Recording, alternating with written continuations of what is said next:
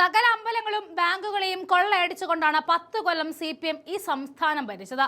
ആദ്യ 5 കൊല്ലം ബാങ്ക് കൊള്ളയടിച്ചു, അടുത്ത 5 കൊല്ലം അമ്പലങ്ങളും കൊള്ളയടിച്ചു. കരുവന്നൂരിൽ നിന്നും വഴിമുട്ടി നിൽക്കുന്ന അന്വേഷണവാതിലുകൾ എന്നാണാവോ ED ചവിട്ടിപ്പൊളിച്ച് തുറക്കുക എന്ന് ഉറ്റുനോക്കുമ്പോഴാണ് ദേ അടുത്തത്. ഇതിനൊന്നും അവസാനമില്ലേ എന്ന മട്ടിൽ തലയിൽ കൈവച്ചിരിക്കാനേ ഇപ്പോൾ നേരമുള്ളൂ.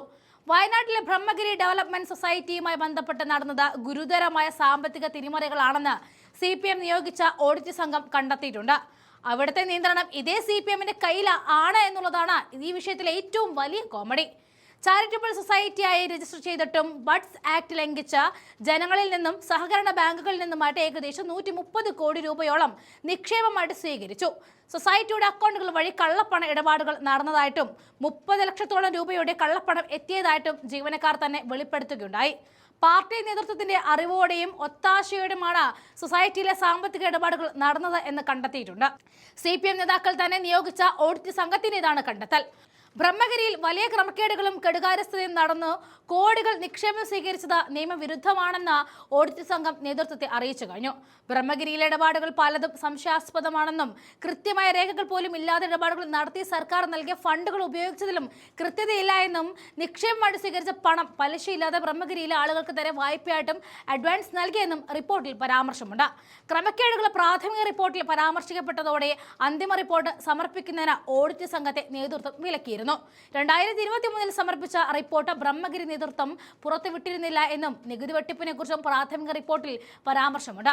കേരളത്തിലെ സാമ്പത്തിക അടിത്തറയായ സഹകരണ മേഖലയും പാവപ്പെട്ട ജനങ്ങളുടെ നിക്ഷേപങ്ങളെയും അപ്പാടെ വിഴുങ്ങിക്കൊണ്ട് തുടർച്ചയായിട്ട് പുറത്തുവരുന്ന സാമ്പത്തിക തിരിമറികളുടെ ഞെട്ടിക്കുന്ന യാഥാർത്ഥ്യങ്ങളാണ് നമ്മൾ കണ്ടുകൊണ്ടിരിക്കുന്നത്.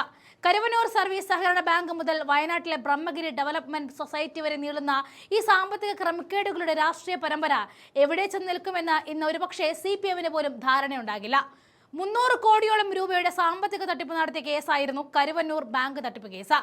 ED സമർപ്പിച്ച അന്തിമ കുറ്റപത്രത്തിൽ സാക്ഷാൽ CPMന്റെ മുതിർന്ന നേതാക്കളെയും പ്രതിപട്ടികയിൽ ഉൾപ്പെടുത്തിയത് രാജ്യത്ത് തന്നെ അത്യപൂർവമായ നടപടിയാണ്. കേസിൽ 68ാം പ്രതിയായിട്ട് CPMനെ പ്രതി ചേർത്തപ്പോൾ പാർട്ടിയിലെ പ്രമുഖ നേതാക്കളായ AC മൊയ്തീൻ, മുൻ തൃശൂർ ജില്ലാ secretary MM Varghese, Lok Sabha MP K Radhakrishnan എന്നിവരിലേക്ക് അന്വേഷണം നീളുകയും കുറ്റപത്രത്തിൽ വ്യക്തമായി പരാമർശിക്കപ്പെടുകയും ചെയ്തു.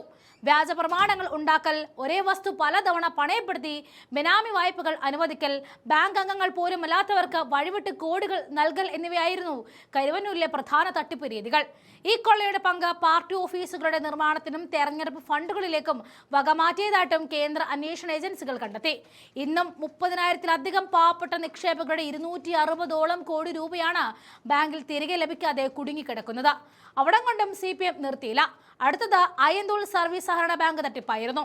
കരുവന്നൂരിലെ പ്രധാന പ്രതികളിൽ ഒരാളായ സതീഷ് കുമാർ വഴിയും മറ്റ് പ്രാദേശിക ഭരണ നേതൃത്വത്തിന്റെ ഒത്താശയോടുകൂടിയും കോടിക്കണക്കിന് രൂപയുടെ കള്ളപ്പണം വെളുപ്പിക്കാൻ അയ്യന്തോൾ ബാങ്ക് ഉപയോഗിച്ചതായിട്ട് അന്വേഷണത്തിൽ കണ്ടെത്തി. ഇവിടെ വൻതോതിൽ ബെനാമി അക്കൗണ്ടുകൾ നിർമ്മിച്ച് വായ്പകൾ തട്ടിയെടുക്കുകയായിരുന്നു രീതി. വായ്പാ വിതരണത്തിലും നിക്ഷേപ സ്വീകരണത്തിലും സഹകരണ വകുപ്പിന്റെ നിയമങ്ങൾ കാറ്റിൽ പറത്തി പാർട്ടി നിയോഗിച്ച ഭരണസമിതികൾ കോടിയുടെ സാമ്പത്തിക തിരിമറി നടത്തിയ മാപ്രാണം, പെരിങ്ങണ്ടൂർ ബാങ്കുകൾ കൂടാതെ കണ്ടല സർവീസ് സഹകരണ ബാങ്ക് വഴി ഇപ്പോൾ ബ്രഹ്മഗിരി വരെ എത്തി നിൽക്കുന്നു CPMന്റെ ബാങ്ക് കൊള്ളയുടെ കഥകൾ. കഥ ഇനിയും നീളാൻ സാധ്യതയുണ്ട്.